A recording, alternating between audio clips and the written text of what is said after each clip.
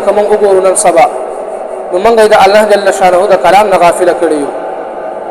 د الله جل شانه د دین نه غافل کړیو کوم غمونځ کوو هم زموږ اساس سوچ فکر هغه موبایل کې وي کوم تاسو زمون نه فارغ شو نو هم فورا موبایل موږ تاسو راخلو د چا کال خو بنوي راغله مسکال خو بنوي راغله یا د خوب نه راپاسېږو محترمو نو موږ تاسو چې کوم د ډایرکټ موبایل راخلو د چا کال مال خو بنوي راغله یعنی یو فتنه د محترمو د موبایل یو عالم وایي زمانه یو ورځ چاته فوس وکړو چې د سلف الصالحین د هغوی به د قرآن سره څنګه مینه وه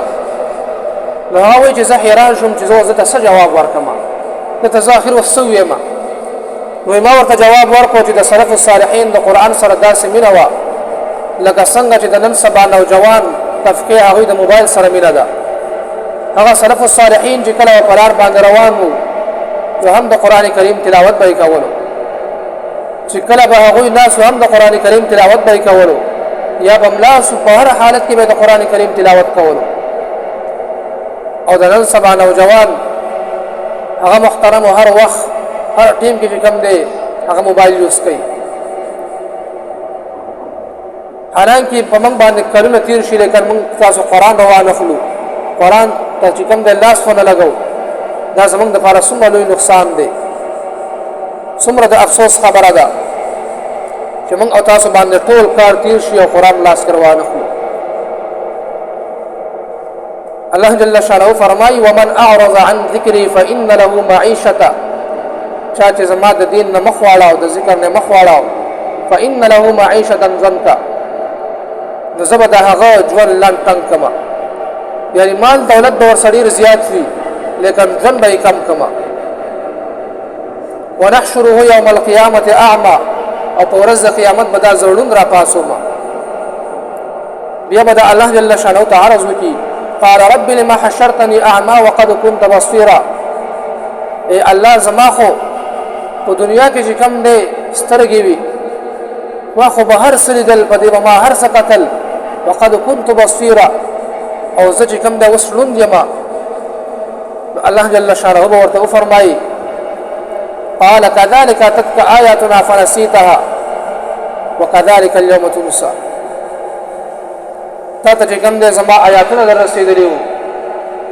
دا هغه هېر کړي وو زما کلام در رسېدلی وو په دغه کلام کې مې ته د ژوند نه تېرولو ټوله نمونه در ښودلې وه ټول ضوابط مې در ښودلي وو تا هغه هېر کړي وو فنسیتها وکذلک اليوم تنسى او نن به چې کوم دی موږ تا هم دغه شان ته هېر کړو یعنې څنګه چې د الله جل شانه کلام هېر کړی وو دغه شان ته به موږ نن تا هېر کړو نو بیا محترم تاسو وایي چې کله الله جل شانه یو انسان هېر کړي دغه انسان د حشر سوي بیا یقینا دا تباه شو دا انسان دا چې کوم دی په خساره کې وګرځېدو خسارې طرف ته لاړلی دا انسان نو عزتمند ورونو خبره مې دا شروع کړې وه موبایل دا ډېر خطرناک څیز دی د دې نه خپل ماشومان خپل نوجوان طبقه دا ډېر لرې وساتئ نن سبا که موږ وګورو دا موبایل دومره عام شوی دی چې دا خلک په حرم شریف کې راخلي طواف به کوي او موبایل کې به تصویران وباسي د زمزم خواته به لاړ شي هلته به وباسي او دغه شان په هر ځای کې به چې کوم دی دا تصویران وباسي نټ له به ورکوي یعنې ریا کوي ریا او کوم عمل چې د ریا دپاره وشي دا عمل بیا نه قبلیږي نو عزتمند ورونو بیا موږ او تاسو ماشومانو له ښه تربیت وکړو او د دې موبایل نه چې کوم دی هغه موږ ماشومان لرې وساتو